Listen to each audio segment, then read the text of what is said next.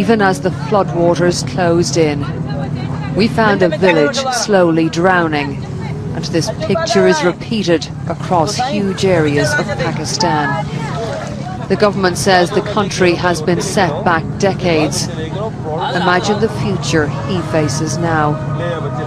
Like many here, they stayed to save their livestock and their crops. But this was the moment to save their lives.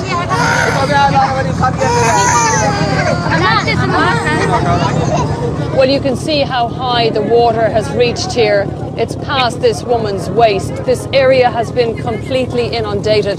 There was quite a large number of families living here, but they do understand now it's time to go. And they've been crowding into the boat, as many as possible. Women and children are brought on first, then the elderly. There are too many people here. We won't be able to take them all this time, but the Marines will make a return journey for anyone who's left. So they wait for their turn to be rescued. For days, the Marines have been running mission after mission, even after dark, to reach all those in need. Headed for dry land and safety, but with nothing left. Many of those saved from the floods say they're being left to go hungry. 90-year-old Maiban had to be carried ashore on the verge of collapse. All she could say was thank you. 2 weeks ago, when the worst floods in generations began to strike Pakistan, this little baby had never seen the outside world.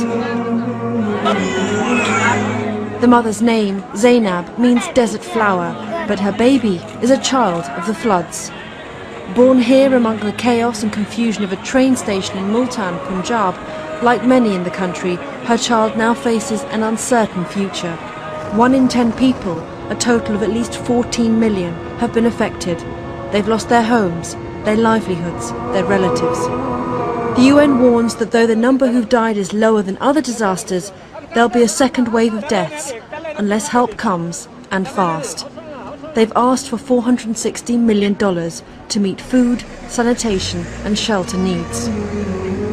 The Muslim month of Ramadan is beginning, though many here are already fasting, whether they want to or not. We'll fast even if we have nothing to eat except dirt and ashes, this woman says. We're Muslims, we always fast. These are just some of the 2 million people who've been displaced by the rising waters, from the northern mountains to the plains of Sindh. For the next generation, the floods of 2010 will be their very first memories.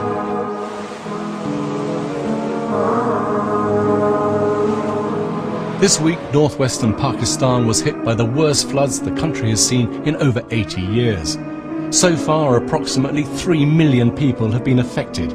Many have lost their homes and their livelihoods. It's too early to know the full extent of the damage, but for the many families who are left without food, shelter or fresh water, the biggest threat is disease. And with more torrential rain on the way, it's vital that people receive the help they need now. Many of the bridges and roads in the area have been destroyed or washed away, which means that some of these communities are now isolated and difficult to reach.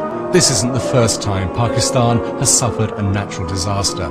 In 2005, tens of thousands of people lost their lives when a massive earthquake hit the northern part of the country. Nearly a week after Pakistan's worst ever floods first hit, and thousands of soldiers and rescue workers are still trying to save people trapped by the floodwaters, distributing food and collecting the bodies of the more than 1,000 dead. The rescue effort is being aided by a slackening of the monsoon rains that have caused the worst flooding in decades in Pakistan's northwest.